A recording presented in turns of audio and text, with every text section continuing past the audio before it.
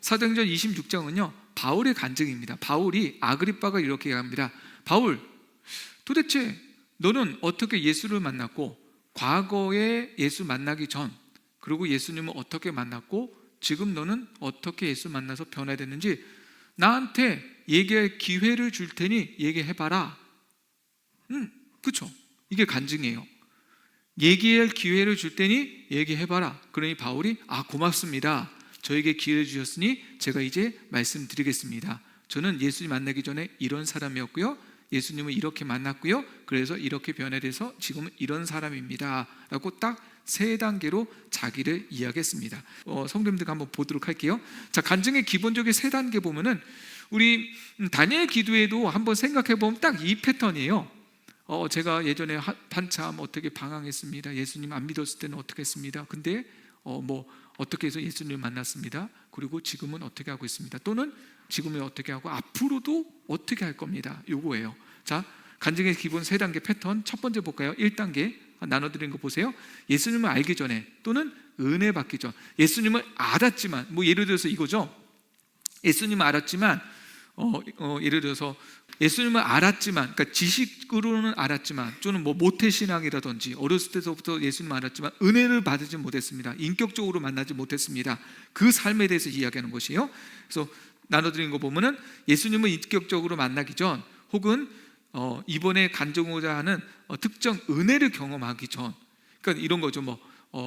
우리 거진성결교회 오기 전까지 저는 교회를 많이 다녀봤지만 사실 은혜를 잘 몰랐습니다. 근데 거진교회에 와가지고 제가 드디어 어떻게 예배 드려야 될지, 어떻게 뭘 해야 될지, 이런 간증들도 있어요. 그러니까 그런 것들을 이제 1단계라고 볼 수 있는 거죠. 나의 영적인 상태, 삶의 모습이 어떠한지에 대해서 이야기하는 것입니다. 이게 이제 1단계죠. 그러니까 내용은 그런 거죠. 당시 나의 고민, 방황, 상처, 혹은 나의 힘만을 의지했던 교만함이나 이런 것들을 어떻게 고백해야 된다? 솔직하게 그런 상태들, 내가 얼마나 힘들었는지, 중독들에 대해서 이야기하는 분들이 계죠. 제가 여기서 간증했던 몇 번 분들 이야기하면 예전에 술에 빠져서, 또는 술, 담배, 또는 어떤 도박, 이런 게 빠졌던 것들, 이런 것들이 이제 1단계죠. 예수님 알기 전, 은혜 받기 전, 신앙생활 제대로 하기 전, 이런 것들이 이제 1단계가 되어지고요. 2단계는 어떻게 예수님을 만나는지, 예수님을 만난 계기, 기도하다 만날 수도 있고, 억지로 끌려 나와서 만날 수도 있고, 이런 계기가 있습니다. 전환점이 되죠. 그게 전환점에 대해서 얘기하는 것입니다. 어떤 계기로 예수님을 영접하게 되었는지, 혹은 특별한 기도응답, 은혜를 경험하게 된 구체적인 경험. 그러니까 어떤 분들은 전도돼서 와서 예수님을 만난 분도 있고, 아까 처음에 얘기한 것처럼 교회는 계속 다녔던 분들도 있어요. 근데 어떤 집회에 가가지고 예수님 만난 분도 있을 것이고요. 그렇죠? 또 어떤 분들은 신앙생활을 계속 하다가 거진교회 와서야 이제 예수님을 정말 만났다라고 할 수도 있는 거잖아요. 그렇죠? 그러니까 그런 계기들이 있을 수도 있고, 누구는 신앙생활 잘하는데 이번에 3일 금식 해가지고 예수님 만났다, 이럴 수도 있고요. 이번에 부흥회를 통해서 예수님 만났다, 이런 전환점이 있잖아요. 은혜 경험하게 된 그것을 적게 되어집니다. 그 내용은 누구인가의 전도를 통해서, 예배를 통해서, 어떤 말씀을 통해서, 또는 이런 좋은 걸 수도 있지만, 또 누구는 고난을 통해서 만날 수도 있어요. 그렇죠? 고난을 통해서 하나님을 깨달았다. 이게 이제 결정적인 순간, 전환점이 될 수 있겠죠. 자, 3번째로 이해한 것은 예수님을 그렇게 만났다면 끝, 이게 아니라 뭐가 있어야 되죠? 결과, 변환. 그걸 통해서 나에게 어떤 일이 일어나는지, 지금 현재의 삶이 어떻게 변하는지. 이게 없으면 간증을 못하는 거예요. 간증하려면 어쨌든 변화가 있어야 돼요. 변화가 있어야 되고, 다짐이 있어야 되고, 좀 더 좋은 간증은 이제 미래까지 이야기해야 되겠죠. 그렇죠? 이게 이제 다짐과 비전이 있어야 되죠. 그래서 하나님을 만난 후에 나의 생각, 나의 행동, 가치관, 환경이 어떻게 변하는지를 이야기해야 된다는 것입니다. 그러니까 좋은 간증은 요 3가지가 잘 어우러져죠. 그래서 이게 이제 간증의 기본적인 3가지 패턴입니다. 자, 2번째로 우리가 지켜야 될 규칙이 있습니다. 특별히 이제 교회 안에서 우리가 할 때 할 것이, 첫 번째로는요, 주인공은 내가 아닌 하나님에 대해야 됩니다. 할렐루야. 간증하다 보면은 잘못하면요, 내 자랑할 수가 있어요. 내가 말이야 예수님 만나가지고 해가지고 이렇게 성공해가지고 이렇게 됐다라고 이야기하면은 내 자손이 되는데, 간증은 철저하게 주인공은 누굽니까? 하나님이 되야 될지 믿습니다. 예, 내 삶에서 일하신 하나님의 은혜, 그리고 그분의 사랑, 그것을 높이는 것이 간증이 되는데, 간증하다 보면은, 잘 듣다 보면은 하나님 얘기는 나오는데 따지고 보면 자기 자랑만 할 때가 있을 수 있다는 것이죠. 내가 열심히 기도해가지고 성공했습니다. 기도해서 성공했다.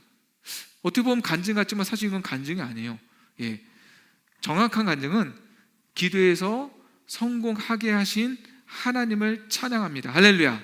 예, 그게 간증이 되어야 되는 것이죠. 하나님께서 나를 인도하셔서 이렇게 성공하게 하셨습니다 라고 해서, 두 번째로 과대포장하면 안 된다는 것이죠. 물론 이제 하나님을 높여드리는 건 좋은 일인데, 그걸 하다가 거짓이 섞여서는 안 된다는 것이에요. 이것을 하다가 너무 과대하게 되어지면은 오히려 그것이 하나님을 가리게 되어지는 일들이 된다는 것입니다. 거짓을 이야기해서는 안 된다. 진실한 담백한 고백이 있어야 된다. 그때 오히려 더 울림이 있다는 것이에요.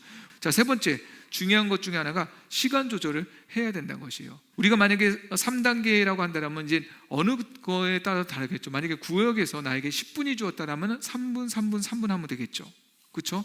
만약에 우리에게 15분이 주어졌다면 5분, 5분, 5분 하면 되겠죠. 세 개의 패턴을 솔직히 어떻게 하느냐에 따라서 줄이고 늘리고는 가능하다라는 것입니다. 근데 중요한 것은 이 세 가지가 있어야 되겠죠. 어떤 거? 예수님 만나기 이전, 예수님 만남, 예수님 만남 이후, 이 세 가지는 간증에 꼭 있어야 된다는 것이에요. 그래서 이 세 가지를 어떻게 하느냐에 따라서요. 근데 이런 거를 하려면요, 원고가 있어야 되는 것이에요. 이게 없으면은 앞에 거 너무 많이 하다가 뒤에 거를 제대로 못하면은 듣는 사람이 이게 뭐지?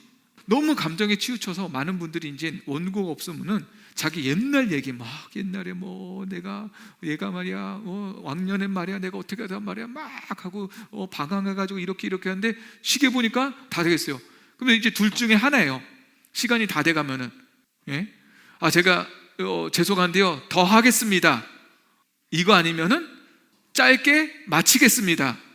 근데 성도들은 둘 다 싫어.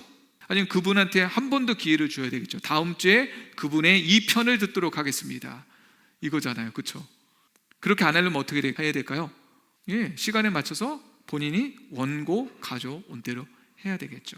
자, 네 번째로 간증을 할 때 어렵게 하는 것이 아니라 쉽게 하고 있는 것들을 볼 수가 있어요. 그러니까 신학 용어라든지 막 여기 앞에서 설교하려고 하는 것이 아니라, 어떻게? 간증은 되도록은 쉬운 언어, 편한 언어 사용해서 하는 것이 좋고요. 새 가족들도 듣기 쉽게 하는 것이 좋습니다.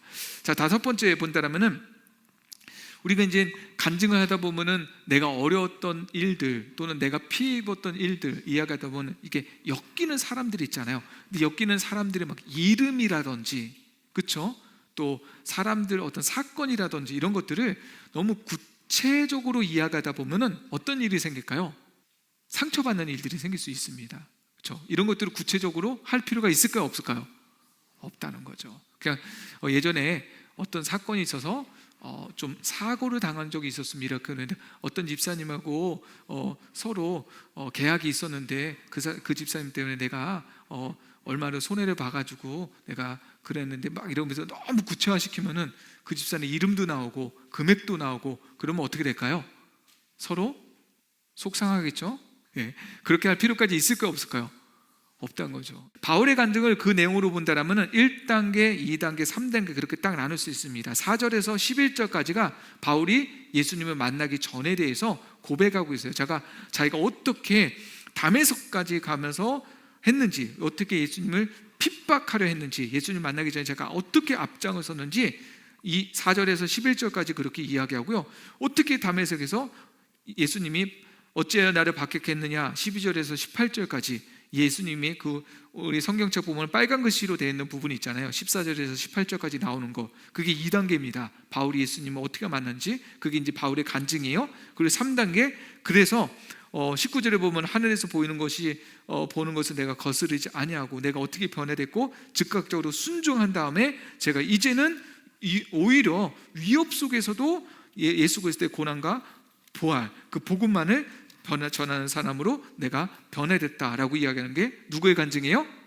바울의 간증입니다. 그러면은 그렇게 이제 우리도 이제 적용해서 간증문을 쓸 수 있겠죠. 예전에는 내 고집과 교만으로 나는 살았습니다라고 자기 자신을 솔직히 고백하며 쓰는 것이 있을 수도 있고, 그 다음에 구체적으로 내가 어떻게 뭐 찬양 중에, 예배 중에, 말씀 중에 제가 또 누구의 전도를 통해서 만났습니다. 그 순간을 구체적으로 적을 수 있고요. 그 다음에 제가 지금은 어떻게 예수님을 전하고 있고, 어떻게 은혜를 받고 있고, 어떤 평화 가운데 살아가고 있고, 이제는 어떻게 노력하고 있습니다. 그리고 앞으로는 어떤 다짐 속에서 주의 일들을 감당하겠습니다 라는 것이 이제 다짐이 되겠죠. 그렇죠? 그리고 나의 비전이 되겠죠. 그렇게 적용을 해서 쓴다면 바울의 간증처럼 나의 간증을 쓸 수 있는 것입니다.